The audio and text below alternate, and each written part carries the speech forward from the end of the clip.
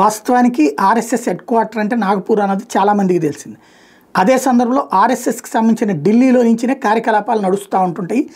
ఆ ఢిల్లీ నుండి జరిగేటటువంటి కార్యకలాపాలకు సంబంధించి ఒక కార్యాలయం ఇదివరకు ఉండేది, 2 అంతస్తుల భవనం ఉండేది. ఆ 2 అంతస్తుల భవనాన్ని ఇప్పుడు పునర్నిర్మించారు.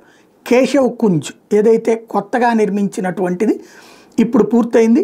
టోటల్గా భారీ ఎత్తున నిర్మాణం పూర్తయింది. 13 అంతస్తులతో 3 బ్లాకుల్లో ఉంది. 150 కోట్ల వ్యయంతో ఆర్ఎస్ఎస్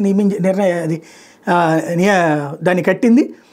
కార్యాలయం పనులు దాదాపుగా పూర్తి కావడంతో కార్యకలాపాలు తిరిగి అక్కడికి మార్చారు. 3.75 ఎకరాల స్థలంలో ఉంది ఇది.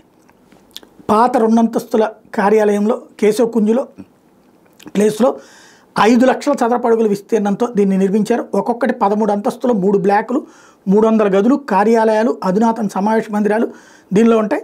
కరోనా అవాంతరాల వల్ల పనులు నిలిచిపోవడంతో ఇది పూర్తయ్యేందుకు 8 ఏళ్ళు సమయం పట్టింది. నూతన భవనం ప్రారంభోత్సవాన్ని పురస్కరించి నెల 19న నిర్వహించబోయే కార్యకర్తల సమ్మేళనానికి సంఘ అగ్రనేతలు మోహన్ భగవత్, దత్తాత్రేయ హోస్బలే హాజరు కాబోతున్నారు.